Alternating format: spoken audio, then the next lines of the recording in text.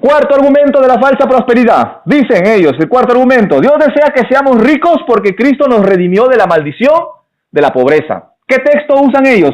Gálatas capítulo 3, verso 13. Dice: Cristo nos redimió de la maldición de la ley, hecho por nosotros maldición, porque escrito está: maldito todo el que es colgado en un madero. El argumento de la falsa prosperidad señala que la pobreza es consecuencia de la maldición de la ley por la desobediencia.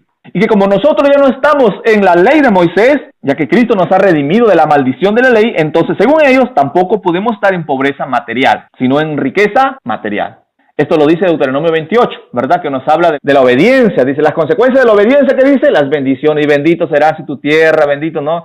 En tu chacra, bendito tu trabajo, ¿no? Y las consecuencias de la desobediencia vienen las maldiciones. Entonces, muchos cogen ese texto.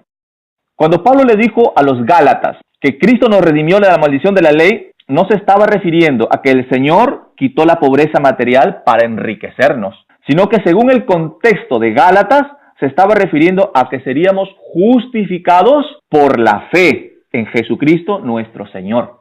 Veamos lo que dice el contexto del mismo Gálatas, pero en el versículo 10 al 12 dice: porque todos los que dependen de las obras de la ley están bajo maldición, los que dependen de las obras de la ley. Pues escrito está: maldito todo aquel que no permaneciera en estas cosas escritas en el libro de la ley para hacerlas, y que por la ley ninguno se justifica para con Dios. Es evidente, porque el justo por la fe vivirá, y la ley no es por fe, sino que dice: el que hiciere estas cosas vivirá por ellas. ¿De qué está hablando? De la justificación. ¿Menciona aquí las riquezas? No menciona. Vemos pues que Pablo estaba hablando de la maldición de la pobreza específicamente. No, ¿verdad? No estaba hablando, sino que del estado de condenación en que nos encontrábamos antes de conocer al Señor. Entonces, desde ahí aclaramos el punto. No está hablando de pobreza ni riqueza material. Segundo punto, pero aún con todo esto, vemos que sí es verdad esto de que Cristo quitó la pobreza material cuando nos ha redimido. ¿Por qué? Porque la pobreza sí era una consecuencia de la maldición de la ley. Y cuando Cristo nos redimió, quitó también todas esas maldiciones. Pero primeramente vamos a definir lo que es pobreza.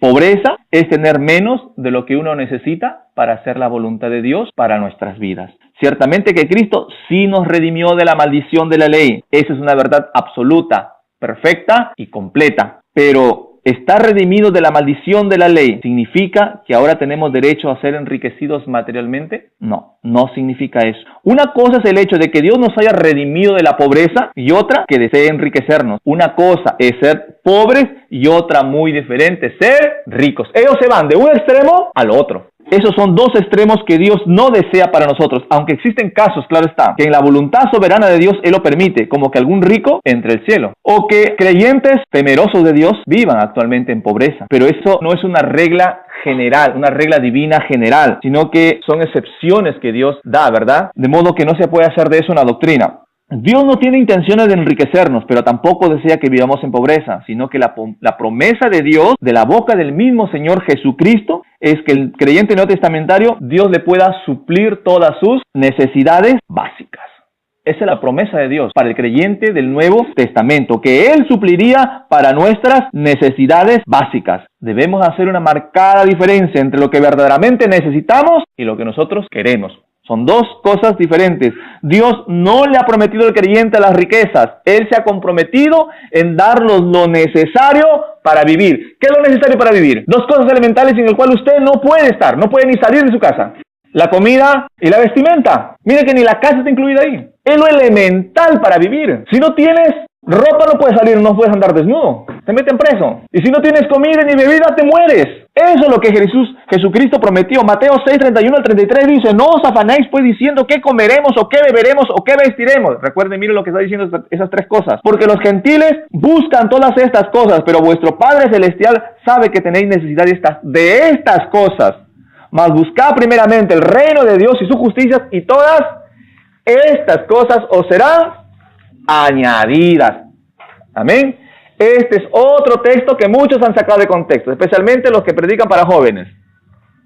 Un joven está enamorado y le dice: mira, saca la Biblia, mira lo que dice Mateo 6.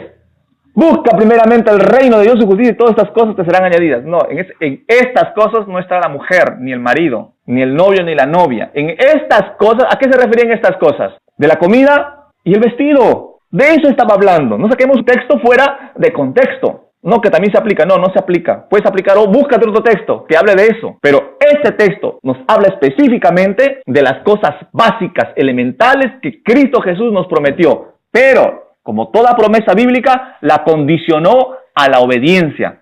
¿A qué la condicionó? Cristo dice, mira, lo único que yo te prometo a ti como creyente es que yo te voy a suplir tu comida y tu vestido. Pero te pongo una condición. Busca primeramente el reino de Dios y su justicia. Y estas cosas, comida y vestido, yo te las voy a suplir. Ese es mi compromiso, esa es mi promesa para el creyente.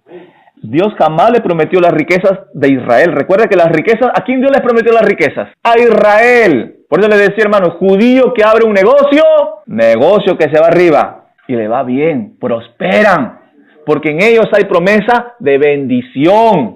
Eso mismo es lo que Pablo le dijo a los filipenses, que Dios iba a suplir lo que a ellos les faltara, pero lo dijo bajo el contexto del pensamiento de Cristo, es decir, lo que ellos necesitaban, no lo que ellos querían. Pablo pensaba como Cristo, pero algunos cogen las palabras de Pablo y las tuercen según sus propios corazones. Pablo les dijo en Filipenses 4:19, mi Dios pues suplirá todo lo que os falte conforme a sus riquezas en gloria en Cristo Jesús. Hoy día, hermano, agarran eso y profetizan. Yo puedo estar en iglesias donde digan profetas, donde digan... Y profetizan, hermano. Agarran a cualquiera y comienzan, y mi Dios pues suplirá conforme a sus riquezas en gloria. Ojo, Pablo le dijo a los filipenses, y usted estudia el contexto de los filipenses. Los filipenses era la iglesia que más suplió económicamente a Pablo. Lo seguían, averiguaban dónde estaba Pablo y le enviaban para sus necesidades. A Pablo le daban, porque estaban agradecidos con Pablo. Entonces Pablo les escribe esa promesa a ellos. Le dijo, mi Dios pues suplirá todo lo que a ustedes os hace, escuche bien, les hace falta, según el contexto de Dios, según el pensamiento de Dios. Pero alguien podría pensar, ¿no? ¿Pero acaso Dios no nos da más de lo que realmente necesitamos para vivir? Claro. Todos tenemos, la mayoría, todos tenemos casa, propia o alquilada, o arrimados.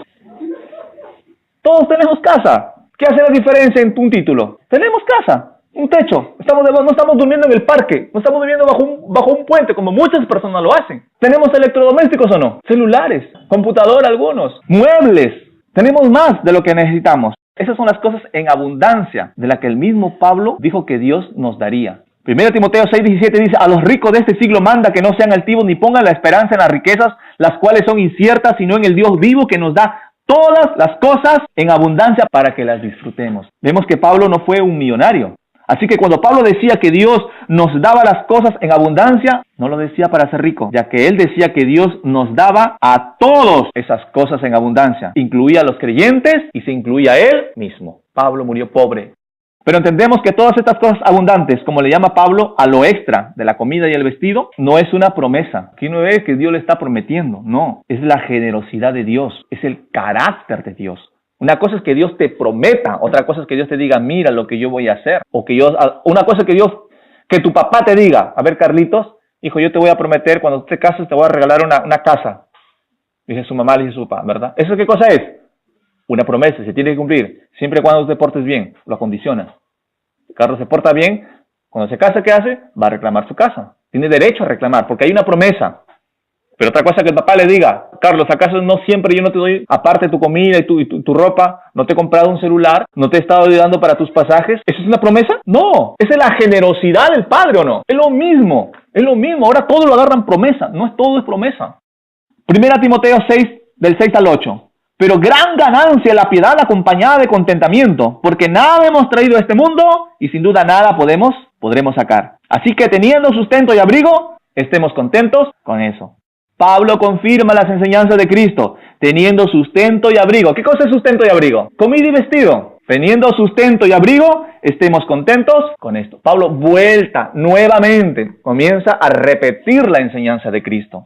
Dios desea que la actitud del creyente no sea el de enriquecerse, como hoy día se está enseñando, sino de contentamiento. ¿Sabe por qué Pablo enseñaba esto? Pues porque él lo aprendió de la enseñanza de su maestro, el Señor Jesucristo, y porque él mismo lo vivió. Filipenses capítulo 4 del 11 al 12. No lo digo porque tenga escasez, Pues he aprendido a contentarme, cualquiera que sea mi situación. Sé vivir humildemente y sé tener abundancia.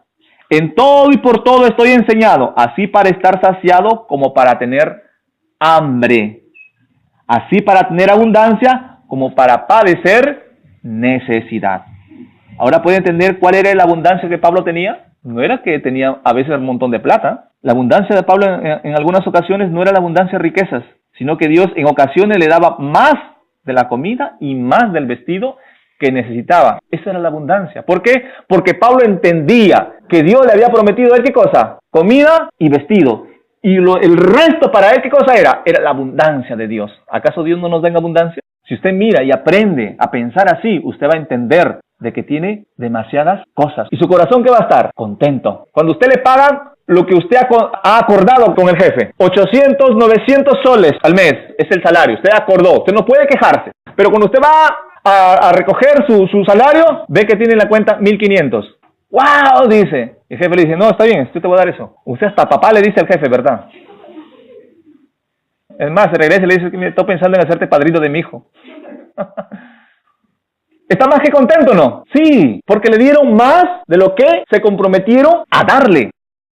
Es que el deseo de Dios es que nuestra felicidad, hermanos, no esté basada en los bienes materiales que nosotros tengamos, sino en que Dios sea nuestra felicidad. Es por eso que cuando la actitud de insatisfacción y deseo de enriquecernos, hermanos, se apodera de nuestros corazones, somos infelices con lo que tenemos. La Biblia enseña que el que tiene dinero más quiere. Eso lo vimos la vez pasada, ¿verdad? Cuando las personas ponen sus ojos en las cosas materiales, son infelices, hermanos. Pero cuando se aprende a vivir de las cosas pequeñas, cuando se aprende a vivir de los detalles, de lo que tenemos actualmente, tenemos una actitud de contentamiento. No se necesita tener muchas riquezas para ser feliz. Hebreos 13:5 dice, sean vuestras costumbres sin avaricias, contentos con lo que tenéis ahora, porque Él dijo, no te voy a desamparar ni te voy a dejar, no te desampararé ni te dejaré. Pero no hay que confundir, hermanos, miren, ojo, no hay que confundir el estar contentos con el ser conformistas. El estar contentos con algo es tener una actitud de calma, sin desesperanza o angustiar. Ese es estar contentos con algo. Sin embargo, el conformista se va al otro extremo, teniendo una actitud de pesimismo, de fatalismo, sin tener esperanza en el futuro ni hacer nada al respecto, creyendo que ya todo está perdido y que no tiene solución. Cristo Jesús vivió felizmente y sin embargo tuvo una vida austera. Algunas veces estuvo invitado a banquetes, a cenas, pero otras veces, según el libro de Lucas 6:1, comía espigas del campo. Usted escoja a quién va a seguir, usted escoja a quién va a imitar, sea a los prósperos de este tiempo, entre comillas, o al Señor Jesucristo y a sus apóstoles. Escuche bien, hoy día se enseña eso, que el sinónimo de estar bendecido en Dios es tener mucho dinero. Pero la bendición de Dios realmente se mide por la abundancia de las cosas que tenemos. Jesús y los apóstoles eran pobres, porque se sacaba una enseñanza de que Cristo era rico y que de su manto y todas esas cosas. María, cuando fue a presentar al Señor Jesucristo, llevó como ofrenda, dice, 2 tortolitas. Y según la ley, esa era la ofrenda de los más pobres. Eran pobres. Hoy en día se enseña que si usted tiene fe, va a prosperar. Y si no tiene fe, no. Esa es una gran mentira. Usted no encuentra al apóstol Pedro haciendo eso. Encontró un cojito ahí en la puerta, un minusválido en la puerta del templo llamado La Hermosa. Le dijo, no tengo oro, no tengo plata. Estaba chido, estaba misio. Él no tenía ni para la ofrenda del templo. Él no tenía, la verdad, hermanos. O sea, si el apóstol Pedro hubiera vivido en este tiempo, hermano, él no hubiera sido aceptado en esas iglesias. Él hubiera sido un fracasado. Porque misio andaba él con Juan. Eran misioneros, misios, pues. Pero lo miró y le dijo, míranos. Y le extendió la mano y le dijo, no tengo oro, no tengo plata, pero lo que tengo te doy en el nombre de Jesucristo de Nazaret. Levántate y anda. Los sanó en el nombre de Cristo. Eran siervos de Dios Altísimo. Jesucristo dijo que no tenía ni dónde recostar su cabeza. Imagínese. Hoy día usted, créame hermano, créame. Usted quiere invitar a un pastor, de esos que salen en la televisión. ¿Usted cree cuánto cuesta traerlo? Esos cuestan de $3,000 a $5,000 según. Yo estoy hablando de los más cercanos. Ellos dicen, bueno, mi ofrenda voluntaria es de tanto. Imagínense la ofrenda voluntaria que le ponen precio. Imagínense si es voluntaria, que si no fuera voluntaria. Imagínense que es la ofrenda de amor, que si fuera de odio, ¿cuánto le cobran? Aparte el pasaje y de vuelta en avión. El hotel tiene que ser un buen hotel de 3 estrellas para arriba. Y le ponen qué comida quiere que usted le dé. ¿Se acuerda el libro de Hebreos 11, la galería de los hombres de la fe? Dice que pasaron el mar rojo como por tierra seca, conquistaron reinos, hicieron justicia, alcanzaron promesas, taparon bocas de leones, apagaron fuegos impetuosos, evitaron filos de espada, sacaron fuerzas de debilidad, se hicieron fuertes en batallas, pusieron en fuga ejércitos enteros, pero también dice que otros fueron atormentados, vituperados, azotados, prisioneros, encarcelados, apedreados, aserrados, puestos a prueba, muertos a filo de espada. Dice que anduvieron de aquí para allá, cubiertos de pieles de ovejas y de cabras, pobres, angustiados y maltratados, errantes por los desiertos, por los montes, por las cuevas, por las cavernas de la tierra. ¿Ellos no eran hombres de fe? Porque el libro de Hebreos los pone a ellos como ejemplos de fe, ¿o no? Pero hoy día los grandes hombres de fe son los que escriben los grandes libros, ¿verdad? Y se jactan de tener las mejores casas que cuestan millones de dólares, como si fuera gran cosa. ¿A quién le ha ganado con eso? Eso no es fe, hermano. ¿Esos hombres de Dios entonces no tenían fe? Los falsos profetas de la prosperidad tienen a estos hombres, hermanos, y a todos los que son como ellos, como miserables, como mediocres. Pero según el libro de Hebreos 11, Dios les sigue gritando del cielo que el mundo no era digno de ellos, le dice. El mundo los tiene por menos, por misios, por chiros, y así también los de la falsa prosperidad. Pero Dios, ¿qué dice de ellos? El mundo no es digno de ellos. Es decir, el mundo es poca cosa para ellos. Dice Dios, ellos tienen que tener una mejor tierra, una mejor patria. Por eso la Biblia dice que Él les ha preparado un lugar allá en los cielos, una patria celestial. El mundo no es digno de ellos. Mire cómo Dios los exalta a esos hombres. Dicen estos falsos maestros que si no eres próspero es porque no tienes fe, ya que por la fe obtienes las promesas de riqueza. ¿Acaso Dios le prometió al creyente riquezas en la tierra? Ya hemos visto eso. Algunos creen que Santiago capítulo 2 verso 3 habla de ricos y pobres en la iglesia, ya que dice así: porque si en vuestra congregación entra un hombre con anillo de oro y con ropa espléndida, y también entra un pobre con vestido andrajoso, y miras con agrado al que trae la ropa espléndida y le decís, siéntate tú aquí en buen lugar, y decís al pobre, estate tú allí en pie, o siéntate aquí bajo mi estrado. Dicen, a ver, en la iglesia de Cristo hay ricos y pobres, porque entró un rico con ropa espléndida y todavía anillo de oro. Pero según el contexto, hermanos, este hombre rico no era un creyente. Entraba a los creyentes a la congregación, no era un creyente. Ya que después le dicen en el versículo 6 y 7, miren lo que le dice, ¿no os oprimen los ricos? ¿Y no son ellos los mismos que os arrastran a los tribunales? ¿No blasfeman ellos el nombre, el buen nombre que fue invocado sobre vosotros? ¿Se da cuenta? Si este rico hubiera sido un creyente, ¿por qué Dios tiene que sacarle estas cosas en la cara? No era un rico creyente, recién llegaba y estaban haciendo acepción de personas. Pero recuerde que la Biblia, así como enseña que el creyente no debe anhelar riqueza, Dios tampoco desea que hagamos votos de pobreza, es antibíblico. Estos dos extremos son antibíblicos. Aquí el balance, porque uno dice, no, debe haber balance. Yo sí estoy de acuerdo en el balance, pero balance no significa un poco de cada uno. Y balance tampoco significa, no, hay que meter ricos y pobres, porque ese es el balance. No, no siempre es el balance. Pero entonces, ¿por qué existen pobres en la iglesia? Existen por varias causas, hermanos, varias causas.